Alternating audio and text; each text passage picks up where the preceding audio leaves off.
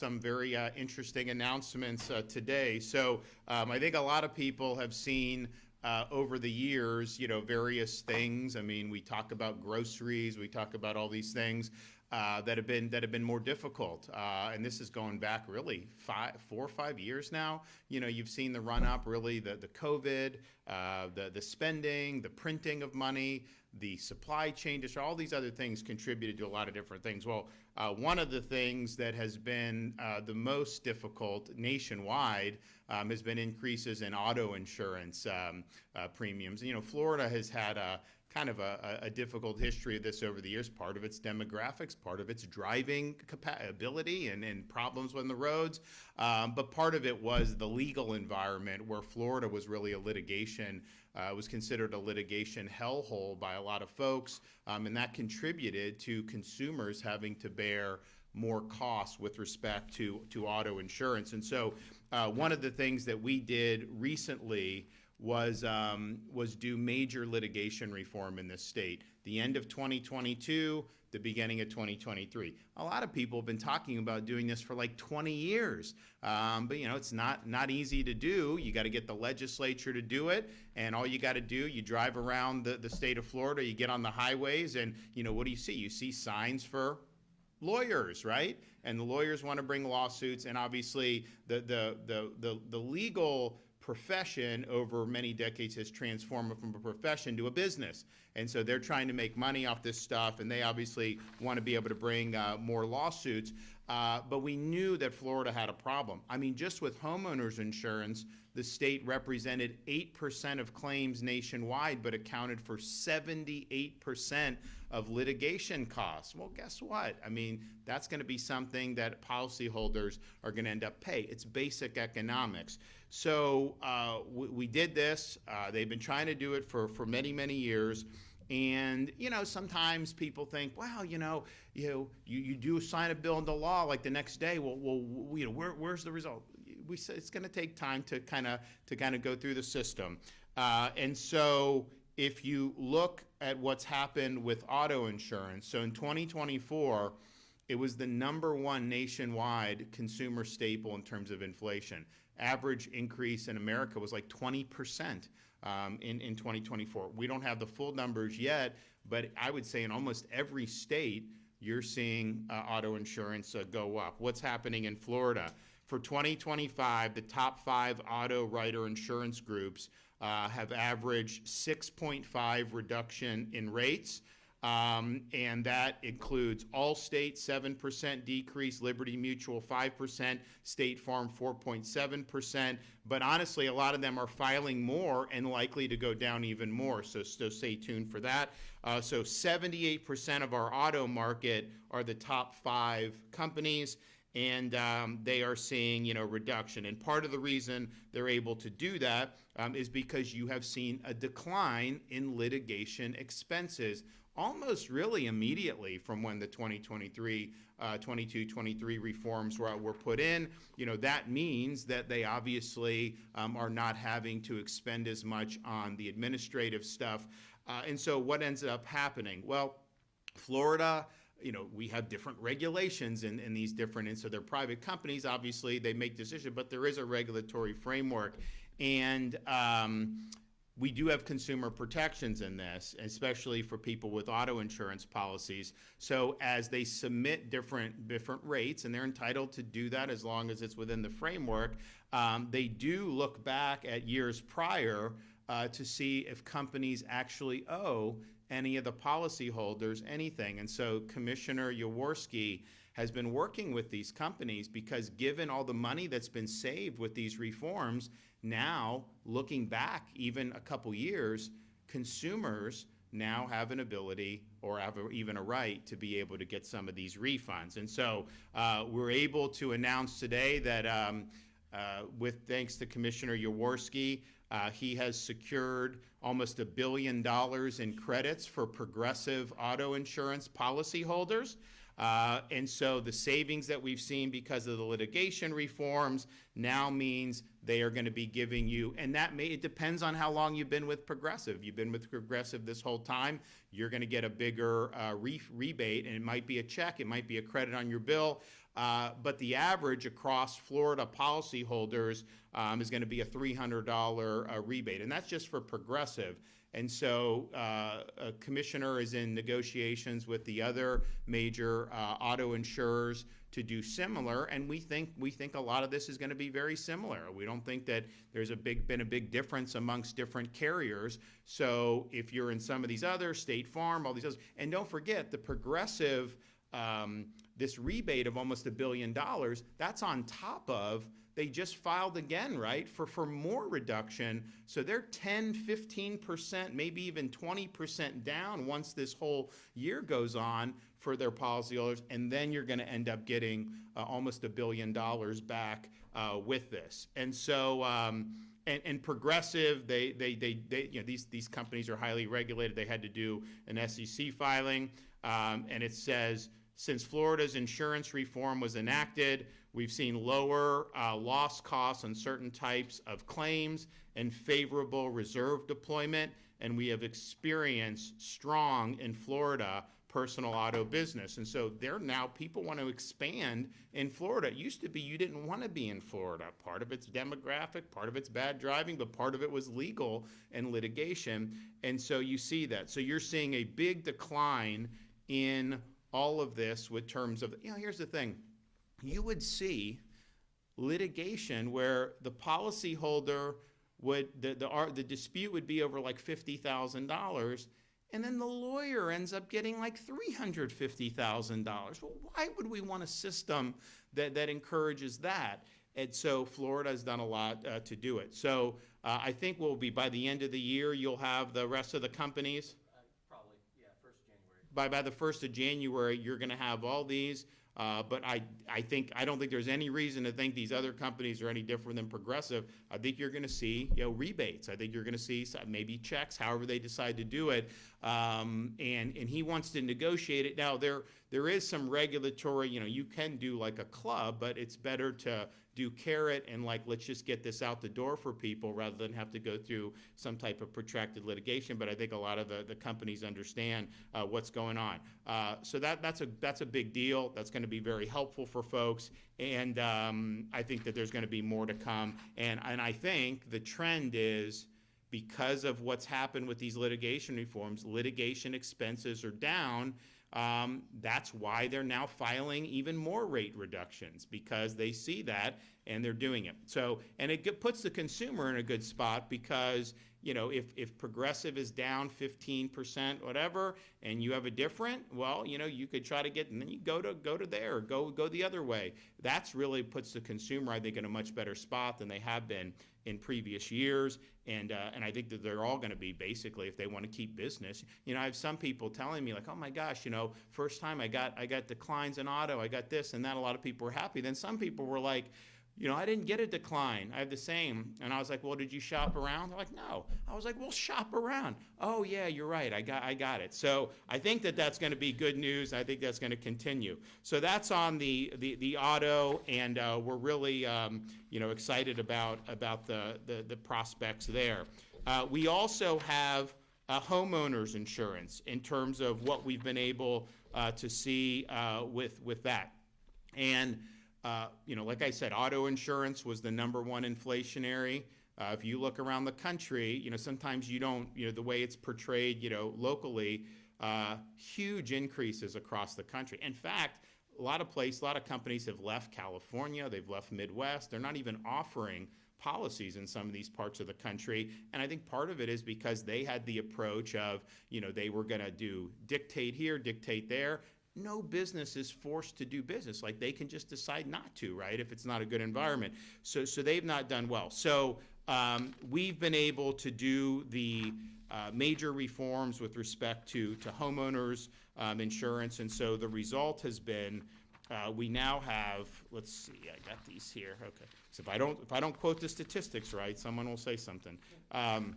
So as of the end of September, So again, it's a regulated market. Private companies, they could do, but there's certain regulations. So they file these requests and they have to justify it under the law. 150 residential policy companies have done 150 filings for either rate decreases or 0% increases. And so in 2024, we had 33 companies. Since January 24, 33 companies have filed for a rate decrease. 46 companies have requested no change or 0%. One of the largest insurers in the state, Peninsula, requested the largest decrease for the company in modern history, 8.4% for homeowners premiums, including even 12% for condo owners, which has been a very difficult issue. You know, we had to get the legislature to change to try to keep people in their condos because they were being driven out. So we were able to do that,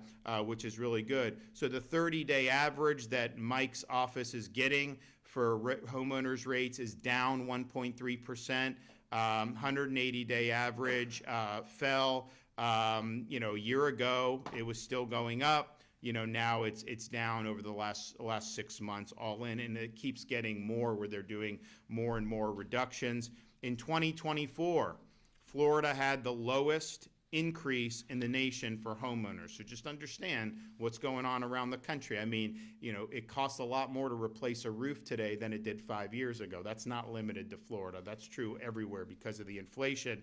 And so our average increase statewide in 2024 was 1%, and it was 15, 20, 30% in some other parts of the country. We now have, since these reforms were passed, 17 new companies are now operating in Florida, and so they're bringing capital in and they're offering policies. That's brought in more than $57.4 million in new policyholder to support additional growth in the state's property market. If you actually see in Florida, more people now are on private insurance than they were 5 years ago. Less people are on Citizens, which is the last resort, you know, backed by the state. And honestly, like if something really bad happened, people say, well, maybe the taxpayer would bail out. But even short of that, Citizens under the law has the right to assess every policy in the state. So you could just be like renting a condo in Sarasota and you could get assessed by Citizens. I mean, it's incredible. So we obviously don't want that to happen. I mean, can you imagine what it would be like to get an assessment for something you have nothing to do with? And so we obviously want to prevent that from happening. Now, knock on wood, I mean, there is a storm kind of in the Caribbean, south of Cuba and Jamaica. Most people are saying there's not going to be any impact in Florida, but who knows, right? I mean, these things can shift, so we're watching. But we are getting towards, you know, as you get into the end of October, we're still in hurricane season. The chance of having a major after that goes down a lot. Doesn't mean it's 100%. But if we do get through this without any major impacts, I think Mike's assessment is that you're going to see these companies continue to do rate decrease in their filings. And when you have these new companies, you have an ability to try to get a better bargain. So these are difficult issues because there's a lot of moving parts, and our state just has to deal with certain things, whether it's the auto situation, you know, dealing with the demographics, dealing with the driving, or when you're dealing with homeowners, dealing with the risk. And being a peninsula that's sticking out in the middle of a tropical part of the country, you know, you are just going to have less risk from a storm if you're somewhere in the interior of the country. Now, they have other risks, tornadoes, whatever. California, they have things like earthquakes. We have the hurricane risk. And so when you have a period where you've had 6 majors in 7 years, you know, that's something that obviously is significant. But I would say, you know, we had 2 majors last year, 3 total. If you were 2 years ago and someone said that was going to happen, everyone would have said that there would be no more, that every company would go under, that it would be all government, and that's what people would have predicted. And that's been the opposite that's happened. You're seeing these rate filings go down, even though you had 3 storms last year. And so that's important progress. Now, on both of those were, and the only reason that that's happening is because of the litigation reforms. That was what was causing these costs. Now, the inflation contributed, the risk contributed, but those are things that are outside the control of government, although some people think we control the hurricanes too. I can tell you, if I had that on-off switch, that would be something that I would utilize and keep that dialed down. That would be an easy decision for me. But the litigation reforms has been really significant. And I think Mike will talk more about what he sees kind of in these markets, but the movement has been positive. Here's the thing though, we saw the 24 results where we were the lowest increase in the country. We saw more companies indicate they wanted to do business in Florida. We started to see some of the decreases, both commercially and residentially. We saw positive movement in auto. And last legislative session, you had a movement by the leadership in the Florida House to reverse what was done. And I don't know why that would have been done. The own analysis that produced some of the bills said that it would lead to a spike in homeowners insurance premiums. Why would we want to be doing that? I understand there's lawyers who want that. I get that. But you didn't get elected to represent lawyers. You got elected to represent your constituents. And so that crashed and burned, the attempt to reverse those reforms. The Senate said they weren't going to do anything with it, even if it passed the House. And I obviously would not have let it go into law. But these results that you're seeing, you're getting $1 billion back from an auto insurance company because of those reforms. That's the only reason that is happening. You're going to get more money back for people that are in other policies other than Progressive. That is only because of those litigation reforms. So that was very misguided to try to do that. It didn't work. It crashed and burned. But going forward, I think we got to make sure that we continue going on the course where you've seen measurable results. And also with that in mind, when we were, it was hard to get all the reforms done. There was a lot in the legislature initially, a couple years back before this, that just wouldn't do it. But we tried to do whatever we could to be helpful. So one of the things we did was we did the My Safe Florida Home program. So My Safe Florida Home allows you to apply to do home hardening improvements, and you can get a matching grant. And the reason why we were doing that is because when you do that, one, it's better for you and your property and hopefully less damage if you have a storm, but it also leads to a measurable reduction in insurance premiums. I think it was the average person who went through the My Safe Florida Home improvements qualified for an average of $900 in savings in a given year, which is good. Some had more, some had less, but that was the average. And so we did it. It was very successful. So then we did it again, and I think we did it maybe a few years leading in. So then we got to 2024, the budget, and it had money in it, and people got on a waiting list because the funds ran out. So you ended up having these hurricanes.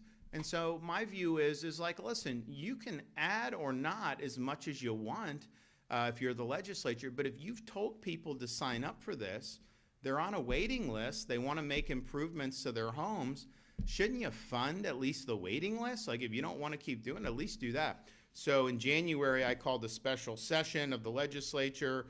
We did for immigration, illegal immigration enforcement. We wanted to do the condos. We wanted to help with hurricane victims from Helene and Milton, and then we wanted to do My Safe Florida Home. And they basically, just said, they didn't want to do the hurricane, they didn't want to do My Safe Florida Home, and they did not want to do condos. They eventually did condos. They were forced to do litigation. It was really the House leadership. They were forced to do illegal immigration. They wanted to actually make Florida a sanctuary state. I mean, can you imagine that? Literally preventing the governor from doing anything about illegal immigration. Like none of the stuff that's happened would have happened. And we've led the way, not only in arrests and helping ICE, but in terms of removals. Just our deportation operations, you're talking about thousands and thousands of people that in other states, they may have ended up just being released because DHS didn't have the capacity. So we've really helped there. But my view on the My Safe Florida Home is if they're on the waiting list, we're January of 2025 at the time, why not clear the waiting list, at least in the areas where you had damage from Milton and Helene? Those folks can then make the repairs, And then if we ended up having storms in 2025, then they would be protected from that. But that wasn't done. So then they did do in the regular budget, they did do some money, but they put some restrictions on it. So there are people on the waiting list who were approved for this, who now these funds, are not able to necessarily be reached because they put limitations. So my view is like, look, you made this promise. You told people to sign up. So let's at least clear the waiting list and let's fund this. Now, knock on wood, we'll see. Maybe this area, isn't going to have any impacts from this tropical season. I think that'd be great. I think you deserve a break from it after what you went through last year. So hopefully, but man, why don't we do that? So I think my Safe Florida Home, it's not like it's, there's a lot of different things that happen, but this is something that has made a difference. And especially when people were really struggling during those many years, if we can help to make their property better, but then also get them rebates, that's something that I think we need to do. So hopefully we'll be able to get that done in the upcoming year. Well, what I want to do is make sure that people have that so that they can finish the improvements in time for next hurricane season. To drag it out, I don't think makes a lot of sense. And so that is an important thing that we do to be able to bring relief. So all told, I'm really excited about this announcement with Progressive. I think people being able to, we're so used to going to like the grocery store and like sticker shock or this or that, to actually get money back. That's a really, really good thing. And it's attributed to the reforms that have been enacted in Florida. And we want to see, I know Mike's going to work with all the other companies to get that statewide across all our carriers. I don't think there's a single carrier that's not going to probably be triggered, where these refunds aren't going to be triggered based on what's happened in terms of saving. So you end up having Progressive folks, policyholders, that's happening. More will happen. But then we also think they're going to be further reducing rates as we get through the balance of this year and into next year. So all told, that's great progress. So Mike, you want to come up and expand?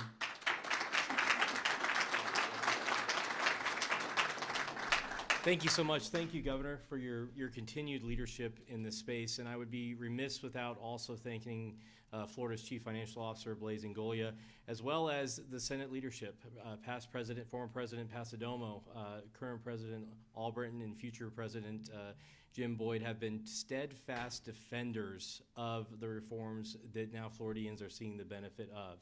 And I can tell you personally, day in and day out, it is not always the most pleasant experience to be the one that is deciding whether or not to raise rates. But the news over the past few years has been tremendous, and it is accelerating and it is increasing due to the reforms that were put in place.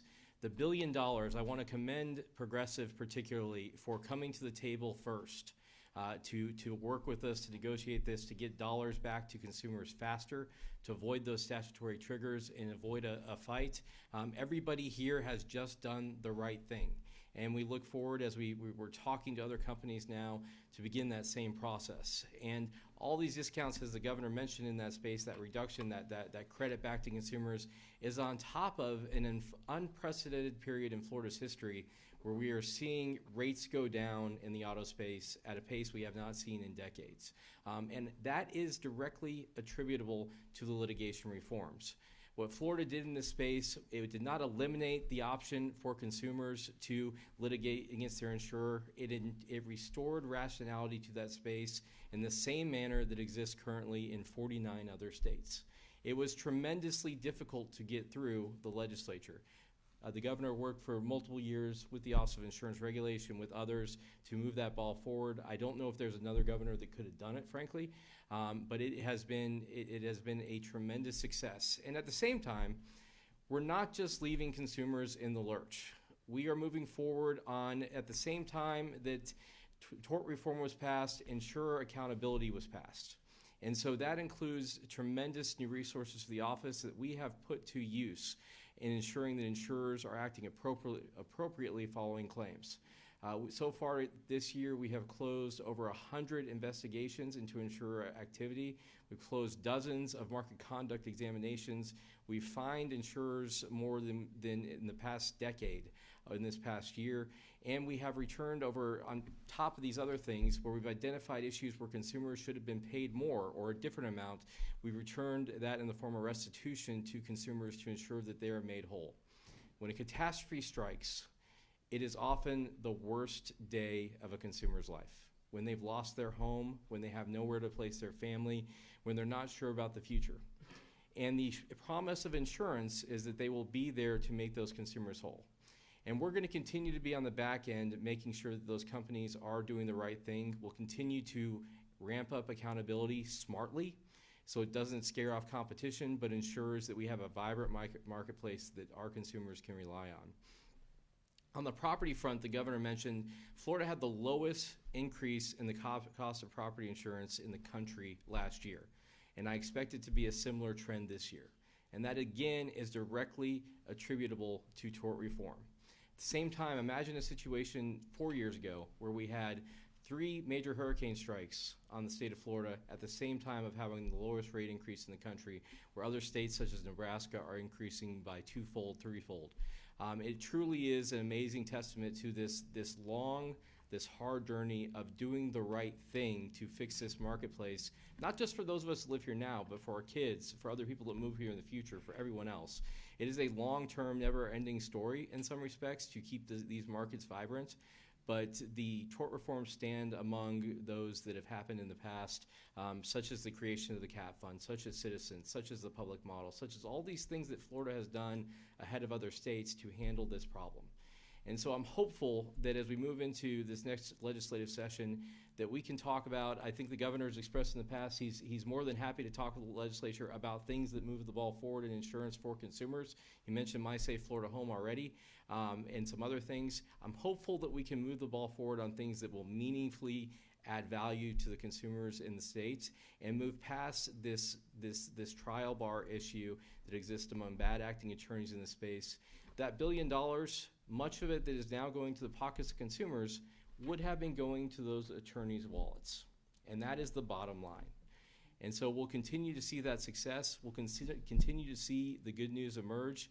I'm very optimistic about reinsurance, which is somewhat a complicated space, but it's essentially insurance for insurance companies. Florida is heavily reliant on reinsurers for our catastrophe risk. I expect that market to show continued signs of improvement following this year, which will lower the cost in a rapid way for all consumers of property insurance in the state. And so I want to just thank everyone again. Thank you, Governor. Thank you to the House, to the Senate, who have stood by and kept these reforms in place. And I hope we can continue that trend and do great things for Floridians. Great.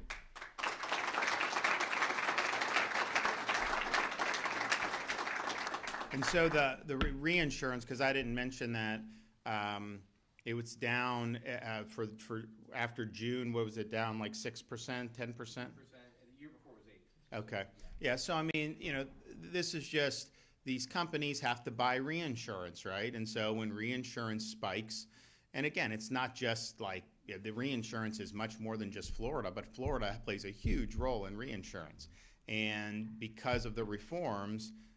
The reforms that were done at the end of 22, the reinsurance they said was going to go up a lot more. It still went up, but when they saw the reforms, the increases were less than what they had thought. Now you're starting to see decreases, and likely we'll continue to see more of those decreases, which just makes it more economical to be able to offer different policies. So very complicated subject, especially when you have a very complicated market like Florida.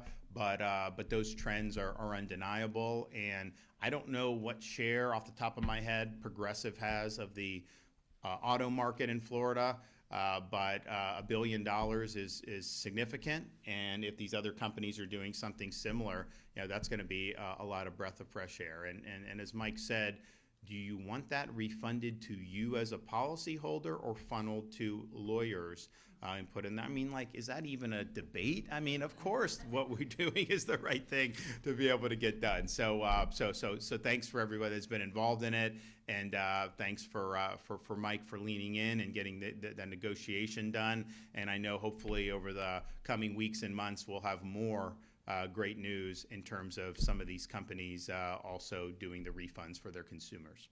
All right, we got any questions? Governor, you have any issues with Sheriff Chad Chronister and the testing scandal that's going on over at ACSO? I am not up to date on that, so I'll reserve comment. Governor DeSantis, I was going to ask, how do you think working with Senator Jim Boyd as Senate President will help, especially since his background is based so much on insurance? Well, I think Jim's been a great ally to our administration. I think he's done a great job representing the people of this region. And on this issue, he probably knows as much or more than anybody in the Florida Senate. And when all this stuff was being pushed earlier this year to unravel the hard work, I mean, he was very much steadfast against doing that because he understands the issues and he saw the trends that were happening, and the worst thing you could do is reverse the trends. And it was interesting, when we did the reforms, we didn't want to be in a situation where, like California, they're leaving, right? The companies leave. They're leaving other states. And because then the consumer, if you only have one option, you have your defense against prices rising is a competitive market, right, as a consumer. Because, if you only have one monopolies doing it, well, then it's hard. So that's your defense. And we didn't want to be in that situation. Well, we saw the companies were interested when we did the reforms, but the one that some of them said, well, we're worried that it may get reversed. I'm like, how is it going to get? I did not honestly believe they would try to do this earlier this year. I was really surprised. But I think now that really crashed and burned, I think people have a lot even more confidence. So I think that we've had a lot of companies come in, but I think you could even see even more attraction to the Florida market. And look, we can't, all the other stuff with Mother Nature we can't control. But the reality is we had 10 years where we had no impacts, right, for hurricanes. And if we can get through this year, that'd be great. But man, imagine if we get on a run. We'll prepare to get, but if you get on a run on that, I mean, you're going to be in really good shape with all that. So I think Jim's been great on this and on a lot of other issues, and he's going to do a really good job as the president of the Florida Senate. Yes. Can you comment on the Schools of Hope legislation and some Sarasota County school board members' concerns that will impact negatively district resources?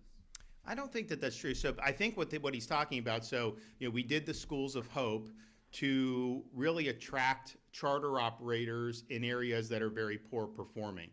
And one of the aspects of that was if there's excess space in these school buildings, that the charter operator could use that excess space and then do a program. So we brought Success Academy down from New York City. So Success Academy, now Florida is favorable to school choice. New York is not, right? So Success Academy has gotten into the city in very difficult areas, going against the unions, going against the politicians, and they've had really significant success. And so when we started talking to them about coming, their view is, we're going where people say it can't be done. That's what they want to do.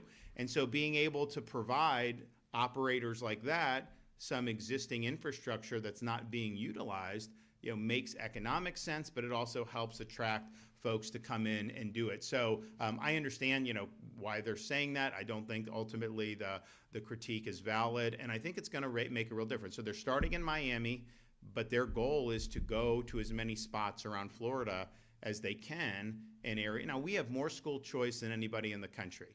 So we have 500,000 plus kids on private scholarship, 400,000 plus in charter programs. Within school districts, we have over probably 750,000 at a minimum that are exercising choice options within their school district. When I was growing up, wherever your school was, I was Dunedin, I went to Dunedin High School. And that was that. There may have been some limited magnet, but it really has gone much different. So that puts the parent in a great spot. because regardless of income level, you have an option for scholarship. You have an option for charter. And these charter school folks, they're not entitled to any students, right? They have to convince parents that you should send them to the charter school. And we have some of the best charter schools in the country as a result of that. But if those schools aren't doing the job, then parents are going to choose to go elsewhere. And I think what our school districts have had to do is they've had to innovate.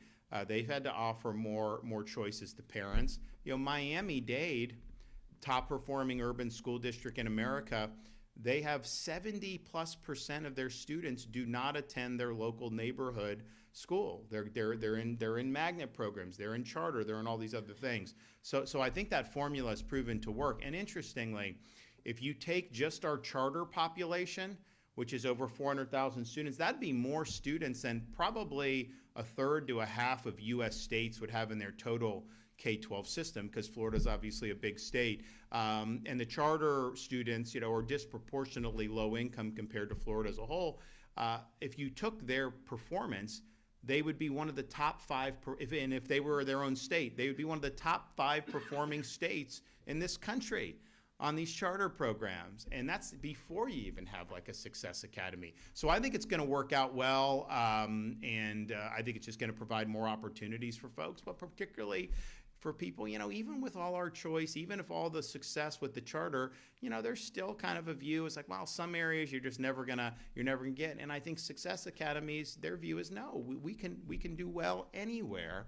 Kids just need the right tools to be able to realize their God-given potential, and that's what we want to see for everybody. Yes. There's been some concern about charter schools, if they do take over a public school that doubles as a hurricane evacuation center, that they won't be giving those services. No. So, listen, when you're in Florida, you're on the team when it comes to the hurricane stuff, right? Like, we're just not gonna like you will be on the team. That's not gonna be an issue. We will make between Kevin Guthrie and Stasi Kamutsis and everybody, that is not gonna be an issue. Now, hopefully we don't need to go down that road.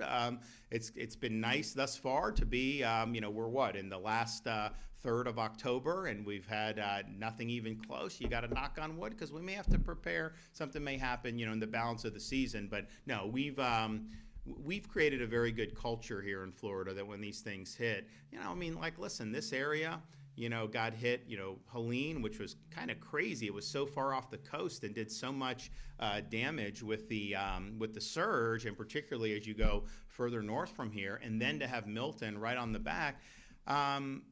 Most parts of this country would have never been able to bounce back as good. I know there's still stuff to do, don't get me wrong, but this is, honestly, I went to a charity event in Longboat Key a couple months ago. I knew everything that had happened, but I'm seeing new construction, I'm seeing nice beach. It's just a different mindset. And so we kind of understand these are things that we got to contend with. We do a lot to prepare, overwhelming response, and then try to get people back on their feet as soon as possible. There are parts of this country that they get hit and they never come back. Heck, even in Florida that used to be, when Andrew hit Homestead, it was a devastating storm, no doubt, but compare how Panama City has responded to Michael in I came in 2019, we were doing a lot of the stuff. It hit in 2018. To Andrew, I remember I was in college playing baseball. We're down playing. They had a stadium there because they wanted to have. They may have even had spring training at one point, or they wanted to attract it. And this is 10 years, almost 10 years later, and it was just it was dead. Now, they've done a lot of good things since then, and I think particularly recently, I've been impressed with what they've done. But that was a long road. You didn't have the infrastructure in place. You didn't have the same response.